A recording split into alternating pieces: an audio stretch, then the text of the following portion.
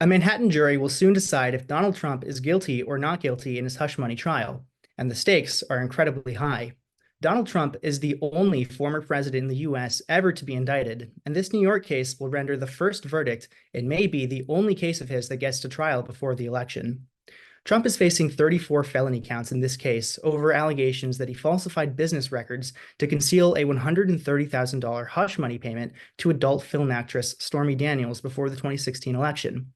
A verdict is expected shortly after Memorial Day, with closing arguments scheduled for May 28. But what happens if Trump is convicted?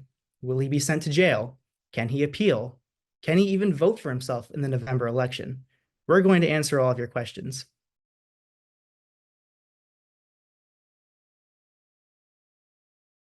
Donald Trump can run for president even if he's convicted. A felony conviction does not legally prevent someone from running for president, even if they were jailed. The Constitution says that all natural-born citizens who are at least 35 years old and have been a resident of the US for 14 years can run for president. Being a felon isn't a disqualifier.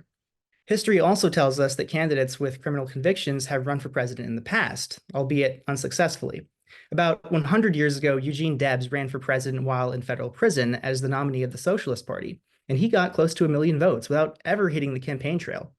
Another convicted presidential candidate, Lyndon LaRouche, ran for president in every election between 1976 and 2004, including one campaign from prison, but he only got over 26,000 votes.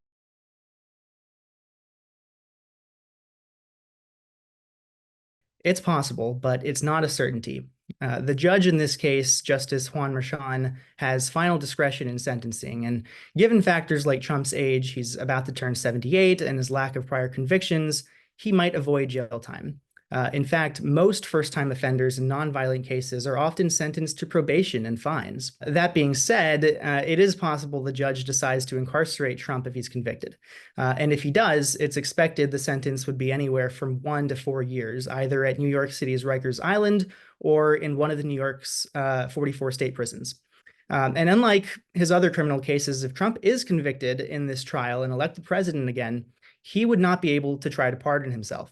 And that's because falsifying business records is a state crime, and only the New York governor could pardon him.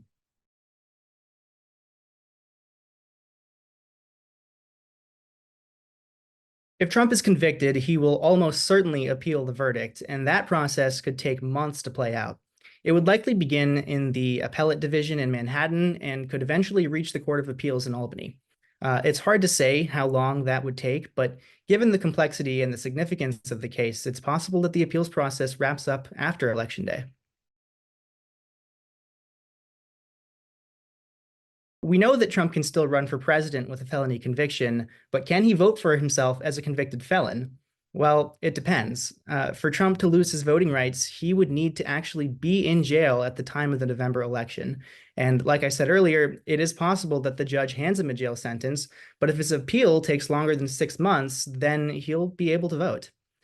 Now, the Constitution does not address whether convicted felons have the right to vote, but several states impose limitations on their voting privileges. So in Florida, where Trump lives and has voted since 2020, a felon's eligibility to vote depends on the laws of the state where the conviction occurred, which in this case is New York, which only revokes a felon's voting rights while they are incarcerated.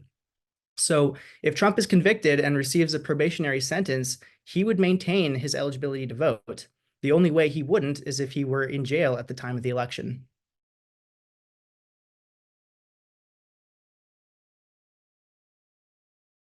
Well, first, let me give some background. Trump is facing 40 felony counts in Florida for allegedly hoarding classified documents and obstructing the government's efforts to retrieve them. 4 counts in Washington related to his alleged efforts to overturn the 2020 election, and 13 felony counts in Georgia in connection to his alleged attempts to overturn the 2020 election result in that state. While a conviction in the hush money trial wouldn't directly impact Trump's other cases, it could significantly influence his legal strategy and public perception. A guilty verdict could embolden prosecutors. It could affect jury perceptions and potentially impact whether he's willing to negotiate a plea deal or settlement agreement, or if he's, willing to take the stand in those trials. It might also undermine Trump's credibility in future trials, and it's possible the judges may take the conviction into consideration when determining sentencing. Ultimately, though, we don't know what impact the conviction would have, but it is possible that it influences his legal defense in those cases and shapes the public's perception of his legal troubles.